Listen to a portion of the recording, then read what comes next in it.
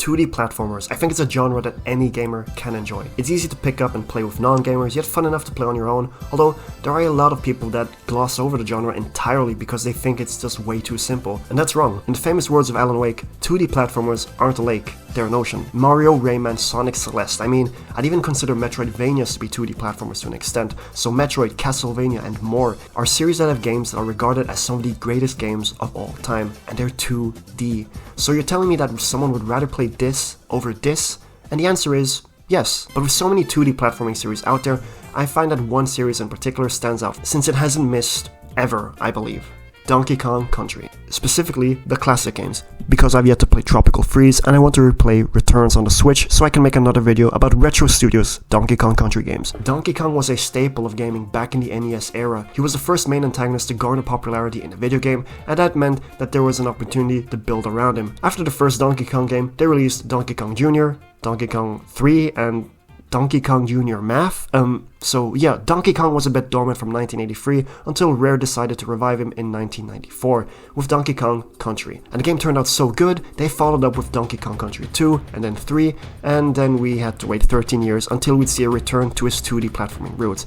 But that's for another time, because Rare made one of the most iconic gaming trilogies of all time. One thing that has always stood out to me when I played through these games was that foreboding nature. Those first few moments in the first level when the Big Kong barrels out of his barrel home. Yeah, I tried. Those first few notes of the now iconic DK Island swing as the song builds up and you get a taste for this world. The mean looking enemies, the rough terrain. This isn't a playground, this is an obstacle course, meaning that this game isn't going to be no walk in the park. I think the aesthetic of the levels really bring home this feeling of danger. Yeah, the game is dark and some areas in particular are just straight up ominous, which is basically all the indoor/underground sections. Like, all three of these games had at least one area that had me sitting on the edge of my seat. Country 1 has this Squid Game level with the red light, green light gimmick. The fact that the green light timer is so short just ups the tension and haste, because you've only got so much time to move to the next platform. In the second game, there's this roller coaster ride where you have to hit certain switches to make the doors open, and if you miss them, you hit a wall and fall. The music here goes crazy, but it's just that split-second life or death moment the game throws at you throughout the level that's just scary. And then there's this factory in the third game. I don't know who at Rare thought that it would be a great idea to have a content scope aiming at you with a sound design like this, but I think that the scariest areas that these Kong games put you in are the water levels.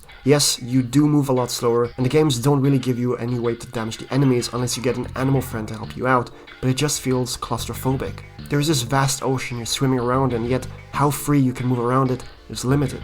Enemy placements force you to swim narrowly, and enemy speeds force you to time your swimming burst to the next current. And you've also got to take into account that the enemies, well, they look like this. The enemy designs in these games are so simple yet terrifying. You've got your zingers, your claptraps, no, not that claptrap, but then you've got these enemies with so simple designs that make their strengths stand out, yet they feel threatening. Rock crocs, mini neckies, or that one fish that gets red over time if it eats the wrong enemies until it starts to go after you. No matter how you slice it, these enemy designs are phenomenal. They are simple, but they make sure that you as a player don't forget the danger they pose to you, because one hit from almost any given enemy knocks one of the two Kongs out, and if you only have one left, it's game over. And that is one thing that I think the classic Donkey Kong Country games nail, and that's that punishing feel. That everything is dangerous despite how cool Donkey Kong and gang are. These enemies all bounce and work in different ways, and once they combine their attacks, you got to be prepared for a way to get past them. It starts off small, like a boulder being pushed after you with some claptracks and some pits,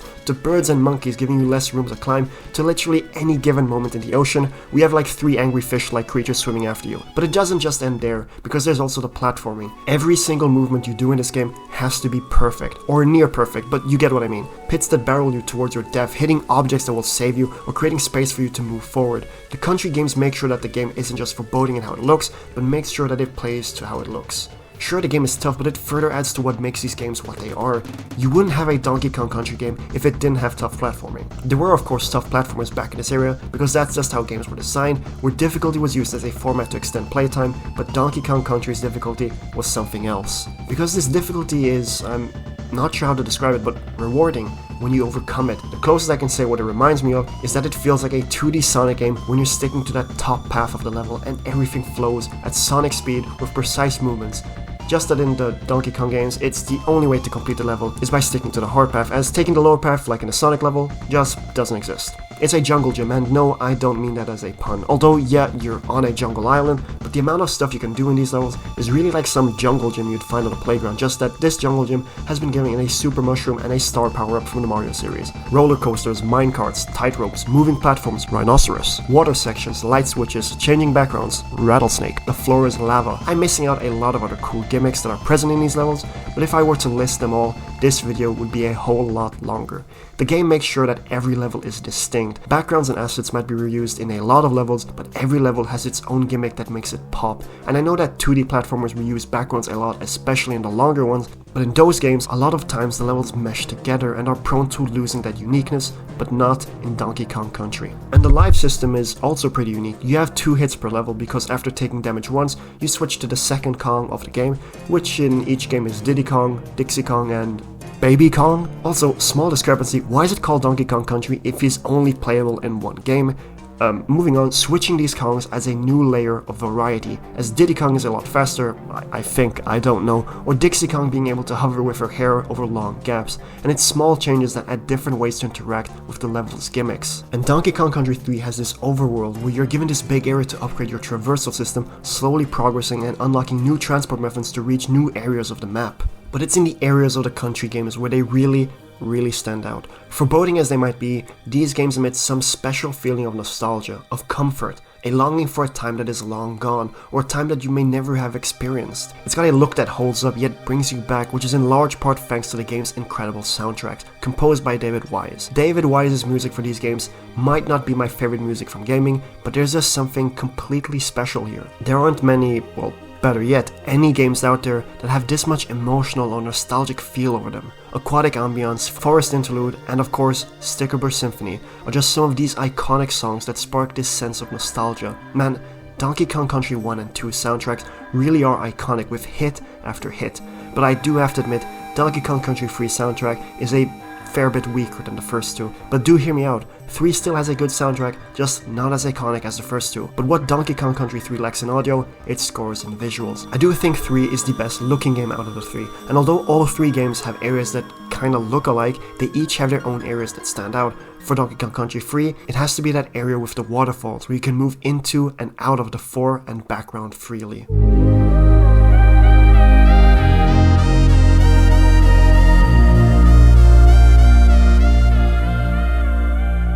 So all these years later, the Donkey Kong Country games still hold a special place in the hearts of many gamers, a pioneer of challenging 2D platformers that puts the player's skill to the test, for a cast of characters who are as iconic as they are today thanks to these games. Literally, King K. Rool's popularity today is in large thanks to how good and iconic he was portrayed back in the first DKC. But above all, I think the Donkey Kong Country games act as a bubble of time where everything was easier, where you can feel at ease, and this bubble of a time long past, where every so often, that bubble finds itself in your space and pulls you in. How does this bubble find you? It's simple really, because on almost every corner of the internet, you can find someone reposting its music, showing off its gameplay, talking about the characters, describing their time with the game, like how I'm pulling you back in with this very video. Donkey Kong Country 1, 2, and 3 are timeless classics and will be forever iconic.